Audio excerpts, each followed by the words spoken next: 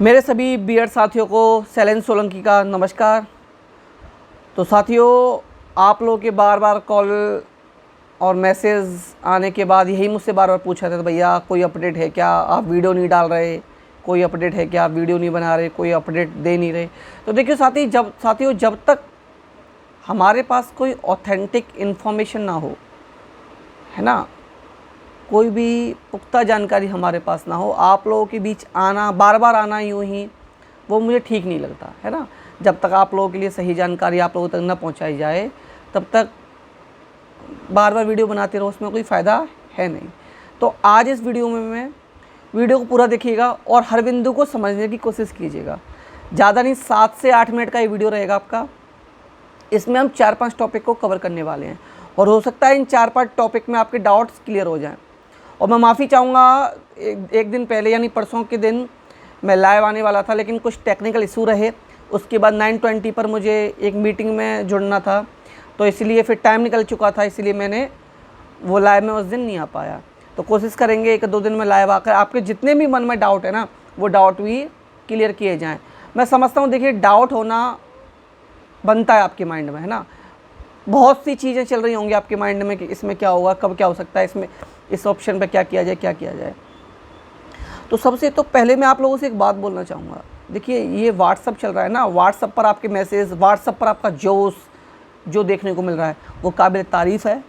लेकिन अगर उसका 1%, जो व्हाट्सअप पर आपका जोश चल रहा है, उसका 1% भी आप धरातल पर दिखा दें, तो शायद परिस्थितियाँ जो हैं वो काफ़ी चेंज हो जाएंगी। लेकिन आपको दिखाना पड़ेगा। वो ये नहीं कि व्हाट्सअप पर आप देखो, इतना ज्ञान आपके लिए, आप मुझे, या मतलब सभी ग्रुप्स में ही चल रहा है ये, कि आपके द्वारा इतना ज्ञान दे दिया जाता है। उसके लिए मैं आपका आभारी हूँ कि आप मुझे इतना ज्ञान देते हो, है ना। धन्यवाद आप सभी को। तो बट थोड़ा सा कीजिए भी, ज्ञान देने से, व्हाट्सअप पर ज्ञान देने से काम चलने वाला नहीं है। तो चलिए हम 4-5 पॉइंट पर बात करेंगे। पहला है हमारा एनसीटी न्यू गाइडलाइन के बारे में, दूसरी रिव्यू, जिस पर मुझसे डेली बहुत चीज़ें पूछी जा रही हैं रिव्यू के बारे में, तीसरा धरना और चौथा अध्यादेश। तो स्टार्टिंग करते हैं हम एनसीटी की गाइडलाइन से। देखिए, एनसीटी में क्या चल रहा है, ये 3 दिन मेरे पास, 4 दिन जो इन्फॉर्मेशन थी मैंने वो दे दी थी। उसके बाद मेरी किसी भी संबंधित अधिकारी से कोई भी बातचीत नहीं हुई। तो देखिए, ऑथेंटिक न्यूज़ वहाँ से अभी नहीं निकाली जा सकती। लेकिन हाँ, मैं इतना श्योर हूँ कि अभी एनसीटी कोई नई गाइडलाइन जारी करने नहीं जा रहा है। देखिए साथियों, ये फैसला जो है वो कहीं ना कहीं एनसीटी की गले की फांस बना हुआ, गले की हड्डी बना हुआ है। तो इतनी जल्दी इस पर फैसला लेना, इतनी जल्दबाजी करना कहीं ना कहीं उनके लिए भी ख़तरनाक हो सकता है। तो इसीलिए एनसीटी इस बार कोई गलती नहीं करेगी। जो भी करेंगे वो सोच समझकर ही किया जाएगा उनके द्वारा। तो इस बार अभी मैं कहूँ तो 10 से 15 दिन कोई न्यू गाइडलाइन आने की कोई भी उम्मीद अभी नहीं है। ठीक है। दूसरा हम बात करेंगे रिव्यू पर। देखिए, जिन लोगों को पता है रिव्यू क्या होती है, उन्हें शायद बताने की ज़रूरत मुझे है नहीं, लेकिन जिन्हें नहीं पता, मैं उन्हें क्लियर कर दूं कि देखिए, रिव्यू है क्या। कुछ लोगों के माइंड में चल रहा होगा, मुझसे जैसे कि मेरे पास पूछा गया, भैया इन लॉयर को हायर कर लिया जाए, ये हो जाएगा, वो हो जाएगा, ऐसे कर लो, आप इनको कर लो। देखिए, मैंने सब कुछ करके देख लिया है ना। मैं हर वो जो आप मुझे सजेशन देते हो ना, तो जो भी ठीक होते हैं, और मैं देखिए अकेला डिसीजन नहीं लेता। जब तक हम लोग 3-4 लोग उस टॉपिक पर बात नहीं कर लेते, हम लोग तब उस डिसीजन पर पहुंचते हैं। तो देखिए, रिव्यू के बारे में जिन्हें नहीं पता, मैं उन्हें बता दूं कि रिव्यू पर कोई भी सुनवाई नहीं होती, कोई भी लॉयर खड़ा नहीं होता। Review just like an application, कि आपने किसी भी चीज़ के कोई भी टॉपिक पर एक एप्लीकेशन लगा दी, और वो रिव्यू जो होगी आपकी, वो सेम उन्हीं जज साहब के पास जाएगी जिन्होंने ये आदेश पारित किया है। तो आप एक कॉमन छोटी सी चीज़ समझ के देखिए कि रिव्यू एक्सेप्ट होना ही अपने आप में बहुत बड़ी बात होती है। रिव्यू अपने आप में एक्सेप्ट हो जाए ना, वही बहुत बड़ी बात होती है। वो इस पर ना तो सुनवाई होती है, ना ही कुछ होता है। जज साहब अपने चैम्बर में बैठे हुए होते हैं, रिव्यू देखते हैं और मैक्सिमम 30 से 40 सेकंड, मैक्सिमम कहें तो 1 मिनट में रिव्यू को वो रिजेक्ट कर देते हैं। ये होता है रिव्यू। जिसको नहीं नॉलेज, अगर मैं गलत बता रहा हूँ आपको, तो आपके पास या कहीं आप लॉयर हों तो आप उनसे ये पूछ सकते हैं, अगर मेरे द्वारा इन्फॉर्मेशन आपको गलत दी जा रही हो तो यहाँ से, है ना। मैं एक एक इन्फॉर्मेशन जो मेरी होती है वो ऑथेंटिक होती है। अगर मुझे 90% चीज़ें पता चलती हैं तो मैं सोचता हूँ आप तक 50 ही पहुँचाई जाएँ, फ़िल्टर करके चीज़ें मैं आप तक पहुँचाता हूँ। कोई भी गलत इन्फॉर्मेशन मेरे द्वारा आप तक नहीं पहुँचाई जाएगी, या जिस दिन से फ़ैसला है उस दिन से, और जब तक ये चलेगा हमारा, आप उस दिन तक देख लीजिएगा मेरे द्वारा आपको एक एक इन्फॉर्मेशन ऑथेंटिक ही दी जाएगी।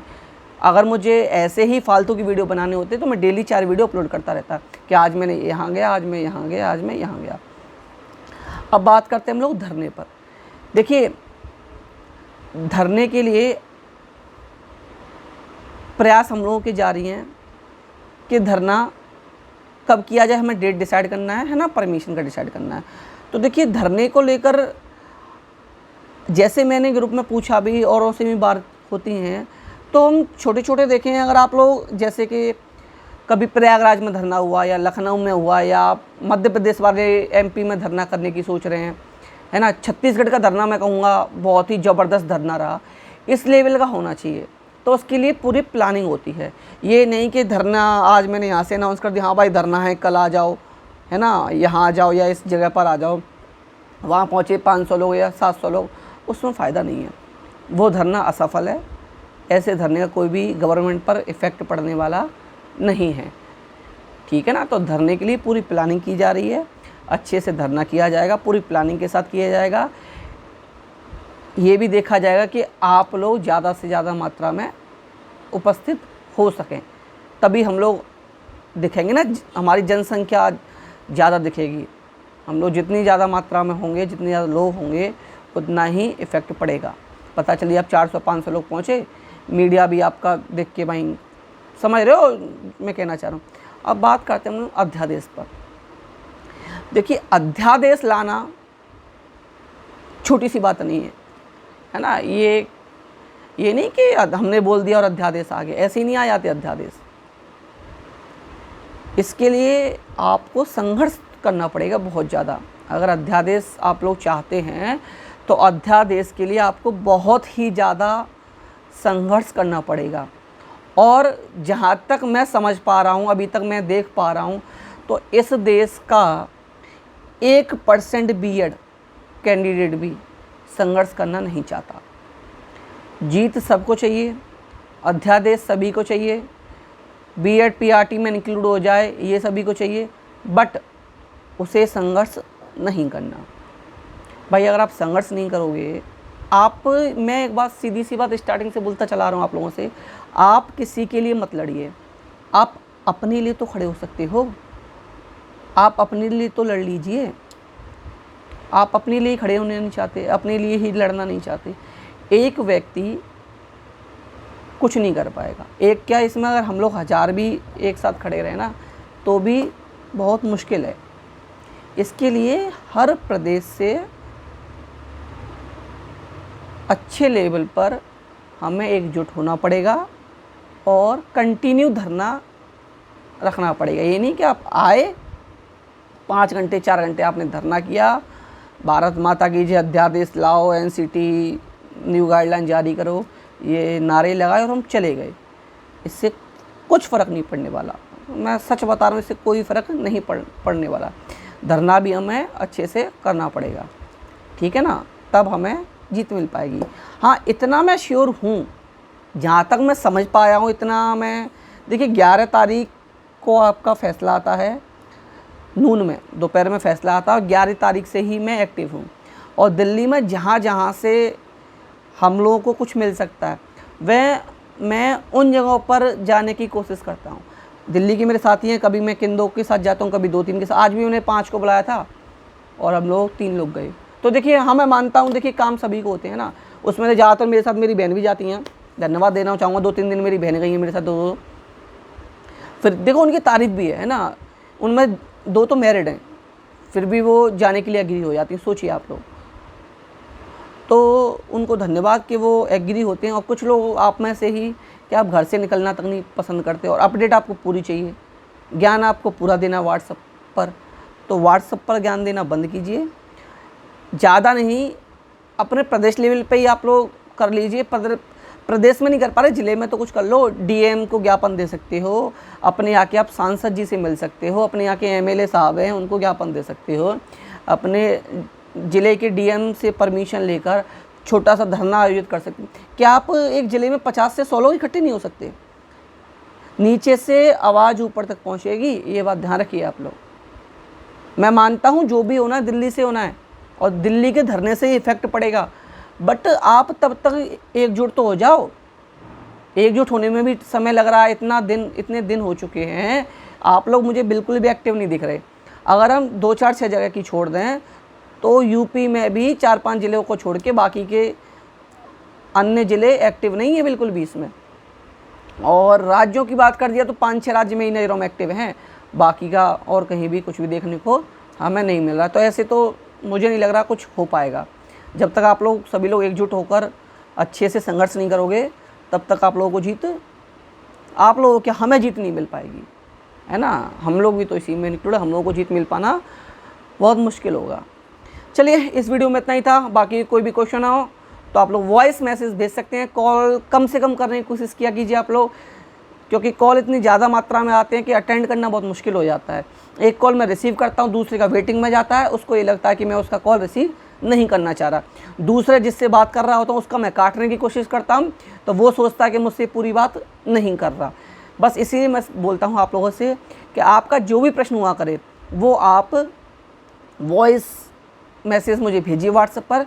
मैं 99% 2-4-6 घंटे के अंदर ही उस मैसेज का रिप्लाई दे देता हूँ। मोस्टली नाइट में तो मैं ज़्यादातर जल्दी दे ही देता हूँ, क्योंकि मैं खुद 2 बजे से पहले नहीं सोता, तो 1-2 बजे तक जो भी मुझसे हो पाता मैं उनकी रिप्लाई देने की कोशिश करता हूँ। हाँ, दिन में मैं कॉल अटेंड नहीं कर पाता। आज भी मैंने देखा तो लगभग 70 से ऊपर मेरे फ़ोन में मिस कॉल थी। तो आज मैं एक माननीय जी के यहाँ गया हुआ था, तो इसलिए मैंने आज के कॉल आप लोग रिसीव नहीं किए, क्योंकि आप कहीं जा रहे हो तो बार बार वहाँ फ़ोन रिसीव करना ठीक नहीं है ना।